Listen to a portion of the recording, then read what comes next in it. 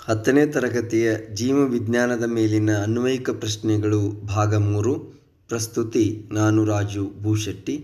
ಪ್ರಶ್ನೆ ಹೀಗಿದೆ: ಜೀರ್ಣಕ್ರಿಯೆಯಲ್ಲಿ ಸಂಕುಚನ ಸ್ನಾಯುಗಳ ಕಾರ್ಯವೇನು? What are the functions of sphincter muscles?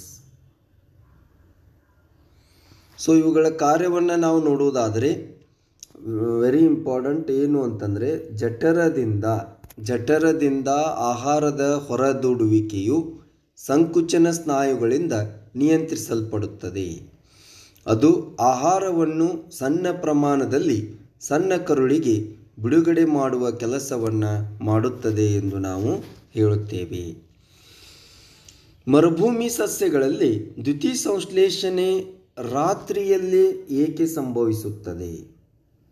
ರಾತ್ರಿಯಲ್ಲೇ ದ್ಯುತಿಸಂಶ್ಲೇಷಣೆ ಕ್ರಿಯೆ ಏಕೆ ಸಂಭವಿಸುತ್ತದೆ? CAM ಪಾತ್ವೆ ಎಂದರೇನು?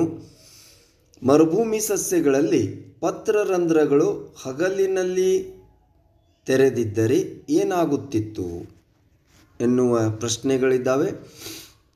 ಇವುಗಳಿಗೆ ನಾವು ಉತ್ತರವನ್ನು ನೋಡುವುದಾದರೆ ಮುಖ್ಯವಾಗಿ CAM ಪಾತ್ವೆ ಅಂತಂದರೆ ಇದರದ್ದು full form C stands for ಕ್ರ್ಯಾಜುಲೇಷನ್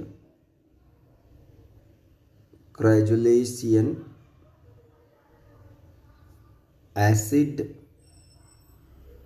metabolism.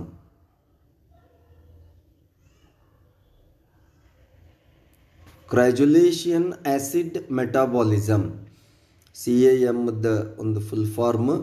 ಈಗ ನಾವು ಮರುಭೂಮಿ ಸಸ್ಯಗಳು, ಉದಾಹರಣೆಗೆ ಕ್ಯಾಕ್ಟಸ್ ಇರ್ಬೋದು ಅಥವಾ ಪೈನಾಪಲ್ ಇರ್ಬೋದು, ಈ ಮರುಭೂಮಿ ಸಸ್ಯಗಳಲ್ಲಿ ಹಗಲಿನಲ್ಲಿ ಅವುಗಳ ಪತ್ರರಂಧ್ರಗಳು ಮುಚ್ಚಲ್ಪಟ್ಟಿರುತ್ತವೆ. ಆದರೆ ವಿಶೇಷತೆ ಏನು ಅಂತಂದರೆ ರಾತ್ರಿ ವೇಳೆಯಲ್ಲಿ ಪತ್ರರಂಧ್ರಗಳು ತೆರೆಯಲ್ಪಟ್ಟಿರುತ್ತವೆ.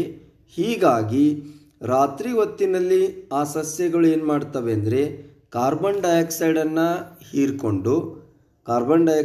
ಹೀರ್ಕೊಂಡು ಅದನ್ನು ಒಂದು ಮಧ್ಯಂತರ ಉತ್ಪನ್ನ ಅಂತ ಏನು ಹೇಳ್ತೇವಲ್ಲ, ಅಂದರೆ ಮೆಲಿಕ್ ಆ್ಯಸಿಡ್ ಅಥವಾ ಮೆಲಿಕ್ ಆಮ್ಲ ಅಂತ ಏನು ಹೇಳ್ತೇವಲ್ಲ, ಈ ಮೆಲಿಕ್ ಆ್ಯಸಿಡ್ ರೂಪದಲ್ಲಿ ಸಂಗ್ರಹಿಸಿಟ್ಟುಕೊಳ್ಳುತ್ತದೆ. ನಂತರ ಈ ಮೆಲಿಕ್ ಆ್ಯಸಿಡ್ ಏನಿರುತ್ತಲ್ಲ, ಇದು ಹಗಲಿನ ಹೊತ್ತಿನಲ್ಲಿ ಒಡೆಯಲ್ಪಟ್ಟು ಗ್ಲುಕೋಸ್ ಆಗಿ ಪರಿವರ್ತಿಸಲ್ಪಡುತ್ತದೆ ಹಾಗೂ ಕಾರ್ಬನ್ ಡೈಆಕ್ಸೈಡನ್ನು ಬಿಡುಗಡೆ ಮಾಡುತ್ತದೆ ಎಂದು ನಾವು ಹೇಳುತ್ತೇವೆ. Malic acid it breaks up into glucose. ನಂತರ ಕಾರ್ಬನ್ ಡೈಆಕ್ಸೈಡ್ ಕೂಡ ಬಿಡುಗಡೆ ಆಗತ್ತೆ ಅಂತೇಳಿ ನಾವು ಹೇಳ್ತೇವೆ. ಮುಂದಿನ ಒಂದು ಪ್ರಶ್ನೆಯನ್ನು ನಾವು ಗಮನಿಸುವುದಾದರೆ, ಆರೋಗ್ಯಯುತ ಸಸ್ಯಗಳ ಎಲೆಗಳಿಗೆ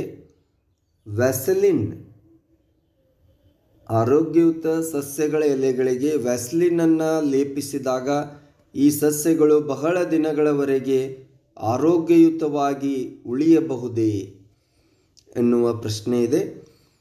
ಇದಕ್ಕೆ ಉತ್ತರವನ್ನು ನಾವು ನೋಡುವುದಾದರೆ ಸಸ್ಯ ಆರೋಗ್ಯಯುತವಾಗಿ ಉಳಿಯುವುದು ಸಾಧ್ಯವಿಲ್ಲ ಎಂದು ನಾವು ಹೇಳ್ತೇವೆ. ಯಾಕೆಂದರೆ ವೆರಿ ಇಂಪಾರ್ಟೆಂಟ್, ಎಲೆಗಳಿಗೆ ವ್ಯಾಸ್ಲಿನ್ ಲೇಪಿಸಿದಾಗ ಅವುಗಳ ಪತ್ರರಂಧ್ರಗಳು ಅಥವಾ ಸ್ಟೊಮೆಟಾ ಅಂತ ಏನು ಹೇಳ್ತೀವಲ್ಲ, ಅವುಗಳ ಪತ್ರರಂಧ್ರಗಳು ಮುಚ್ಚಲ್ಪಡುತ್ತವೆ. ಯಾವಾಗ ಪತ್ರರಂಧ್ರಗಳು ಮುಚ್ಚಲ್ಪಡುತ್ತವೆಯೋ ಆಗ ವೆರಿ ಇಂಪಾರ್ಟೆಂಟ್ ಏನು ಅಂತಂದರೆ ಅನಿಲ ವಿನಿಮಯ ಕ್ರಿಯೆ ನಡೆಯುವುದಿಲ್ಲ. ಅಂದರೆ ಉಸಿರಾಟ ಕ್ರಿಯೆ ಸಂಪೂರ್ಣವಾಗಿ ನಿಲುಗಡೆಯಾಗುತ್ತದೆ ಎಂದು ನಾವು ಹೇಳ್ತೇವೆ. ಅಷ್ಟೇ ಅಲ್ಲ, ದ್ಯುತಿ ಸಂಶ್ಲೇಷಣೆ ಕ್ರಿಯೆಯೂ ಕೂಡ ನಡೆಯುವುದಿಲ್ಲ. ಬಾಷ್ಪ ವಿಸರ್ಜನೆಯೂ ನಡೆಯುವುದಿಲ್ಲ. ಬೇರುಗಳ ಮೂಲಕ ನೀರಿನ ಒತ್ತಡದ ವ್ಯತ್ಯಾಸವೂ ಇಲ್ಲದೆ ಮಣ್ಣಿನಿಂದ ನೀರು ಹೀರಿಕೊಂಡು ಸಸ್ಯಗಳಿಗೆ ಸಾಗಿಸುವುದು ಕೂಡ ಅಸಾಧ್ಯವಾಗುತ್ತದೆ ಎಂದು ನಾವು ಹೇಳುತ್ತೇವೆ. ಅಂದರೆ ಇಷ್ಟೆಲ್ಲ ತೊಂದರೆಗಳನ್ನು ಸಸ್ಯ ಅನುಭವಿಸಿ ಕೊನೆಗೆ ಅದು ಏನಾಗುತ್ತೆ ಅಂದರೆ ಉಳಿಯುವುದಿಲ್ಲ ಎಂದು ನಾವು ಹೇಳ್ತೇವೆ. ಅಂದರೆ ಆರೋಗ್ಯಯುತ ಸಸ್ಯಗಳ ಎಲೆಗಳಿಗೆ ವ್ಯಾಸ್ಲಿನನ್ನು ನಾವು ಲೇಪಿಸಿದಾಗ ಆ ಸಸ್ಯ ಬಹಳ ದಿನಗಳವರೆಗೆ ಉಳಿಯುವುದಿಲ್ಲ ಎಂದು ನಾವು ಹೇಳ್ತೇವೆ. ಮುಂದಿನ ಒಂದು ಪ್ರಶ್ನೆಯನ್ನು ನಾವು ನೋಡುವುದಾದರೆ, ಸಸ್ಯಗಳಲ್ಲಿ ಸಾಗಾಣಿಕಾ ವ್ಯವಸ್ಥೆಯ ಅಗತ್ಯತೆ ಏನು? ಸಾಗಾಣಿಕಾ ವ್ಯವಸ್ಥೆ ಅಂತ ಏನು ಹೇಳ್ತೇವಲ್ಲ, ಈ ಸಾಗಾಣಿಕಾ ವ್ಯವಸ್ಥೆಯ ಅಗತ್ಯ ಏನು ಅನ್ನುವಂಥ ಪ್ರಶ್ನೆ ಇದೆ. ನಂತರ ಸಸ್ಯಗಳು ನಿಧಾನಗತಿಯ ಸಾಗಾಣಿಕಾ ವ್ಯವಸ್ಥೆಯನ್ನು ಏಕೆ ಬಳಸಿಕೊಳ್ಳುತ್ತೆ? ಸೊ ಈ ಒಂದು ಪ್ರಶ್ನೆಗೆ ನಾವು ಉತ್ತರವನ್ನು ನೋಡುವುದಾದರೆ ಗಮನಿಸಬೇಕು, ಯಾವಾಗ ಸಸ್ಯಗಳು ಚಿಕ್ಕದಾಗಿರುತ್ತವೆಯೋ ಅಲ್ಲಿ ಏನಾಗುತ್ತೆ ಅಂದರೆ ಬೇರು, ಮಣ್ಣು ಮತ್ತು ಕ್ಲೋರೋಫಿಲ್ ನಡುವಿನ ಅಂತರ ವೆರಿ ಇಂಪಾರ್ಟೆಂಟ್. ಮಣ್ಣು ಇರಬಹುದು, ಬೇರು ಇರಬಹುದು, ನಂತರ ಕ್ಲೋರೋಫಿಲ್ ಅಥವಾ ಪತ್ರಹರಿತು, ಇವುಗಳ ನಡುವಿನ ಅಂತರ ಏನಿದೆಯಲ್ಲ, ಇವುಗಳ ನಡುವಿನ ಅಂತರ ಕಡಿಮೆ ಇದ್ದಾಗ, ಅಂದರೆ ಸಸ್ಯ ಚಿಕ್ಕದಿದ್ದಾಗ ಅಲ್ಲೇನಾಗತ್ತೆ ಅಂದರೆ ಕಚ್ಚಾ ವಸ್ತುಗಳನ್ನು ಸಾಗಿಸಲು ಬೇಕಾಗುವ ಶಕ್ತಿ ತುಂಬಾ ಕಡಿಮೆ ಆಗಿರುತ್ತದೆ ಎಂದು ಹೇಳುತ್ತೇವೆ. ಅಂದರೆ ಕಚ್ಚಾ ವಸ್ತುಗಳು ಸಸ್ಯದ ಎಲ್ಲ ಭಾಗಗಳಿಗೆ ಅತಿ ಸುಲಭವಾಗಿ ವಿಸರಣೆಗೊಳ್ಳುತ್ತೆ ಅಂತೇಳಿ ನಾವು ಹೇಳ್ತೇವೆ. ಆದರೆ ಈಗ ಗಮನಿಸ್ಬೋದು, ಈಗ ದೊಡ್ಡದಾದಂಥ ಗಿಡಗಳಿದ್ವು ಅಂತಂದರೆ, ಹೌದು, ಆಗೇನಾಗತ್ತೆ ಅಂದರೆ ಬೇರು, ಮಣ್ಣು ಮತ್ತು ಕ್ಲೋರೋಫಿಲ್ ನಡುವಿನ ಅಂತರ ಹೆಚ್ಚಾದಾಗ ಕಚ್ಚಾ ವಸ್ತುಗಳನ್ನು ಸಾಗಿಸಲು ಅತಿ ಹೆಚ್ಚಿನ ಶಕ್ತಿ ಬೇಕಾಗುತ್ತದೆ ಹಾಗೂ ಅವು ಸುಲಭವಾಗಿ ಈ ವಿಸರಣೆ ಅಂತ ಏನು ಹೇಳಿದ್ವಲ್ಲ, ವಿಸರಣೆಯ ಮೂಲಕ ಸಾಗುವುದಿಲ್ಲ.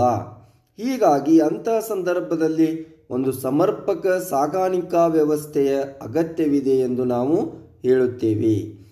ಸಸ್ಯಗಳು ಚಲಿಸುವುದಿಲ್ಲ ಮತ್ತು ಸಸ್ಯ ದೇಹವು ಹೆಚ್ಚಿನ ಪ್ರಮಾಣದಲ್ಲಿ ನಿರ್ಜೀವ ಜೀವಕೋಶಗಳನ್ನು ಹೊಂದಿರುವುದರಿಂದ ಸಸ್ಯಗಳ ಶಕ್ತಿಯ ಅವಶ್ಯಕತೆ ಕಡಿಮೆ ಮತ್ತು ಅವು ಯಾವಾಗಲೂ ಕೂಡ ನಿಧಾನಗತಿಯ ಸಾಗಾಣಿಕಾ ವ್ಯವಸ್ಥೆಯನ್ನೇ ಬಳಸಿಕೊಳ್ಳುತ್ತವೆ ಎಂದು ನಾವು ಹೇಳ್ತೇವೆ. ಮುಂದಿನ ಪ್ರಶ್ನೆ, ಸಸ್ಯಗಳಲ್ಲಿ ಹಗಲು ಮತ್ತು ರಾತ್ರಿ ವೇಳೆಯಲ್ಲಿ ನೀರು ಕ್ಸೈಲಮ್ ಮೂಲಕ ಹೇಗೆ ಚಲಿಸುತ್ತದೆ ಅನ್ನುವಂಥ ಪ್ರಶ್ನೆ ಇದೆ.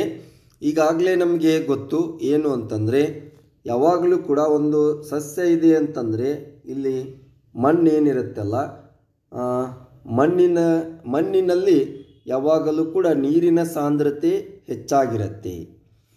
ಆದರೆ ಬೇರಿನಲ್ಲಿ ನಾವು ನೋಡಿದ್ರೆ ಬೇರಿನಲ್ಲಿ ನೀರಿನ ಒಂದು ಸಾಂದ್ರತೆ ಕಡಿಮೆ ಆಗಿರುತ್ತೆ. ಬೇರು ಮತ್ತು ಮಣ್ಣು, ಈ ಬೇರಿರ್ಬೋದು ಮತ್ತು ಬೇರುಗಳಿರ್ಬೋದು ಮತ್ತು ಮಣ್ಣು ಇರ್ಬೋದು, ಇವುಗಳ ನಡುವಿನ ಸಾಂದ್ರತೆಯಲ್ಲಿನ ವ್ಯತ್ಯಾಸದಿಂದಾಗಿ ನೀರೇನಾಗತ್ತೆ ಅಂದರೆ ಮಣ್ಣಿನಿಂದ ಬೇರಿನಲ್ಲಿರುವ ಕ್ಸೈಲಮ್ ಮೂಲಕ ಸಾಗಿಸಲ್ಪಡುತ್ತದೆ ಎಂದು ನಾವು ಹೇಳುತ್ತೇವೆ. ಆದರೆ ಸಸ್ಯಗಳಲ್ಲಿ ಅತ್ಯಂತ ಎತ್ತರಕ್ಕೆ ನೀರನ್ನು ಚಲಿಸುವಂತೆ ಮಾಡಲು ಈ ಒತ್ತಡ ಒಂದೇ ಸಾಕಾಗುವುದಿಲ್ಲ. ಹೀಗಾಗಿ ಅವು ಇನ್ನೊಂದು ತಂತ್ರವನ್ನು ಅನುಸರಿಸುತ್ತೆ. ಅದನ್ನೇ ನಾವು ಏನಂತ ಕರಿತೀವಿ ಅಂದರೆ ವೆರಿ ಇಂಪಾರ್ಟೆಂಟ್, ಬಾಷ್ಪ ವಿಸರ್ಜನೆ ಅಂತೇಳಿ ಕರಿತೀವಿ. ಈ ಬಾಷ್ಪ ವಿಸರ್ಜನೆ ತಂತ್ರವನ್ನು ಅವು ಅನುಸರಿಸುತ್ತವೆ ಅಂತೇಳಿ ನಾವು ಹೇಳ್ತೀವಿ. ಮುಂದಿನ ಪ್ರಶ್ನೆ, ಬಾಷ್ಪ ವಿಸರ್ಜನೆ ಆಗದೆ ಸಸ್ಯಗಳು ಉಳಿಯಬಹುದೇ? ಒಂದು ವೇಳೆ ಬಾಷ್ಪ ವಿಸರ್ಜನೆ ನಡೆಯದೇ ಹೋದರೆ ಸಸ್ಯಗಳು ಉಳಿಯಬಹುದೇ? ಇದಕ್ಕೆ ಉತ್ತರವನ್ನು ನಾವು ಗಮನಿಸುವುದಾದರೆ ನಮಗೆ ಗೊತ್ತಿದೆ, ಸಸ್ಯದ ಭಾಗಗಳಿಂದ ಆವಿಯ ರೂಪದಲ್ಲಿ ನೀರು ನಷ್ಟವಾಗುವುದನ್ನು ನಾವು ಬಾಷ್ಪ ವಿಸರ್ಜನೆ ಎಂದು ಕರೆಯುತ್ತೇವೆ. ಇದರಿಂದ ಬೇರಿನಿಂದ ಎಲೆಗಳಿಗೆ ನೀರು ಮತ್ತು ಅದರಲ್ಲಿ ಕರಗಿರುವ ಲವಣಗಳ ಹೀರುವಿಕೆ ಮೇಲ್ಮುಖ ಚಲನೆಗೆ ಸಹಾಯ ಮಾಡುತ್ತದೆ ಎಂದು ನಾವು ಹೇಳುತ್ತೇವೆ. ಅಷ್ಟೇ ಅಲ್ಲ, ಸಸ್ಯಗಳಲ್ಲಿ ತಾಪ ನಿಯಂತ್ರಣಕ್ಕೂ ಕೂಡ ಬಾಷ್ಪ ವಿಸರ್ಜನೆ ಅತಿ ಅಗತ್ಯವಾಗಿದೆ. ಒಟ್ಟಾರೆಯಾಗಿ ಬೆಳಗಿನ ಸಮಯದಲ್ಲಿ ಪತ್ರರಂಧ್ರಗಳು ತೆರೆದಿದ್ದಾಗ ಬಾಷ್ಪ ವಿಸರ್ಜನೆ ಜೈಲಮ್ನಲ್ಲಿ ನೀರಿನ ಚಲನೆಗೆ ಸಹಾಯ ಮಾಡುತ್ತೆ. ರಾತ್ರಿಯ ವೇಳೆಯಲ್ಲಿ ಬೇರಿನ ಒತ್ತಡದ ಪರಿಣಾಮವು ಬೇರಿನಲ್ಲಿ ಉಂಟಾಗುವಂಥ ಒತ್ತಡದ ಪರಿಣಾಮವು ನೀರಿನ ಚಲನೆಗೆ ಸಹಾಯಕವಾಗಿದೆ ಎಂದು ನಾವು ಹೇಳುತ್ತೇವೆ. ಮುಂದಿನ ಪ್ರಶ್ನೆ, ಫ್ಲೋಯಂ ಮೂಲಕ ವಸ್ತುವನ್ನು ಸಾಗಿಸಲು, ನಮ್ಗೆ ಗೊತ್ತಿದೆ ಫ್ಲೋಯಂ ಏನಿದೆ ಅಲ್ಲ, ಫ್ಲೋಯಂ ಮೂಲಕ ವಸ್ತುವನ್ನು ಸಾಗಿಸಲು ಅದು ಎ ಟಿ ಪಿ ಬಳಸಿಕೊಳ್ಳುತ್ತದೆ. ಆದರೆ ಕ್ಸೈಲಮ್ ಏನಿದೆಯಲ್ಲ ಇದು ಎ ಟಿ ಪಿಯನ್ನು ಬಳಸಿಕೊಳ್ಳದಿರಲು ಕಾರಣವೇನು? ಫ್ಲೋಯಂ ಮೂಲಕ ವಸ್ತುವನ್ನು ಸಾಗಿಸಲು ಎ ಟಿ ಪಿಯನ್ನು ಬಳಸಿಕೊಳ್ಳುತ್ತೆ, ಆದರೆ ಕ್ಸೈಲಮ್ ಬಳಸಿಕೊಳ್ಳದಿರಲು ಕಾರಣವೇನು ಅನ್ನುವಂಥ ಪ್ರಶ್ನೆ ಇದೆ. ಈಗಾಗಲೇ ನಮಗೆ ಗೊತ್ತಿದೆ ಎ ಟಿ ಪಿ ಇದು ಸಸ್ಯದೊಳಗೆ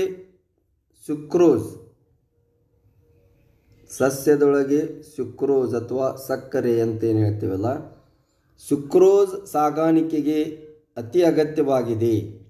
ಎ ಟಿ ಪಿ ಇದು ಸಸ್ಯದೊಳಗೆ ಸುಕ್ರೋಸ್ ಸಾಗಾಣಿಕೆಗೆ ಅತಿ ಅಗತ್ಯವಾಗಿದೆ. ಎಲೆಗಳಿಂದ ದ್ಯುತಿ ಸಂಶ್ಲೇಷಣೆಯ ಉತ್ಪನ್ನಗಳು ಬೇರಿರ್ಬೋದು, ಹಣ್ಣು ಇರ್ಬೋದು, ಬೀಜಗಳಂತಹ ಇತರೆ ಭಾಗಗಳಿಗೆ ವಿತರಿಸಲು ಎ ಟಿ ಪಿಯಿಂದ ಸಾಧ್ಯವಾಗಿದೆ ಅಂತ ಹೇಳ್ತೀವಿ. ಸಕ್ಕರೆಯನ್ನು ಫ್ಲೋಯಂ ಒಳಗೆ ಲೋಡ್ ಮಾಡಲು ಅಲ್ಲಿಂದ ಉಳಿದ ಭಾಗಗಳಿಗೆ ಒದಗಿಸುವ ಮುಖ್ಯ ಕಾರ್ಯವನ್ನು ಎ ಟಿ ಪಿ ಮಾಡುತ್ತದೆ. ಅಷ್ಟೇ ಅಲ್ಲದೆ ಫ್ಲೋಯಂ ಸಜೀವ ಜೀವಕೋಶ, ಇದು ವೆರಿ ಇಂಪಾರ್ಟೆಂಟ್. ಫ್ಲೋಯಂ ಏನಿದೆಯಲ್ಲ ಸಜೀವ ಜೀವಕೋಶಗಳನ್ನು ಹೊಂದಿರುವುದರಿಂದ ವಸ್ತುಗಳ ಸಾಗಾಣಿಕೆಗೆ ಎ ಟಿ ಪಿಯು ಅತ್ಯಗತ್ಯ ಬೇಕೇ ಬೇಕು. ಆದರೆ ಕ್ಸೈಲಮ್ ಏನಿದೆಯಲ್ಲ ಇದು ಹೆಚ್ಚು ನಿರ್ಜೀವ ಕೋಶಗಳನ್ನು ಹೊಂದಿರುವುದರಿಂದ, ಕ್ಸೈಲಮ್ಮು ಹೆಚ್ಚು ನಿರ್ಜೀವ ಕೋಶಗಳನ್ನು ಹೊಂದಿರುವುದರಿಂದ ಹಾಗೂ ಅದರಲ್ಲಿ ಬೇರಿನ ಒತ್ತಡದ ಪರಿಣಾಮ ರೂಟ್ ಪ್ರೆಷರ್ ಅಂತೇನು ಹೇಳ್ತೇವಲ್ಲ ಹಾಗೂ ಬಾಷ್ಪ ವಿಸರ್ಜನೆಯಿಂದ ನೀರು ಸಾಗಿಸಲ್ಪಡುವುದರಿಂದ ಎ ಟಿ ಪಿಯ ಅಗತ್ಯತೆ ಕ್ಸೈಲಮ್ಗೆ ಬೀಳುವುದಿಲ್ಲ ಎಂದು ನಾವು ಹೇಳ್ತೇವೆ. ಸೊ ಈ ರೀತಿಯ ಇನ್ನೂ ಹಲವಾರು ಪ್ರಶ್ನೆಗಳನ್ನು ಭಾಗ 4ರಲ್ಲಿ ಚರ್ಚಿಸೋಣ. ಧನ್ಯವಾದಗಳು.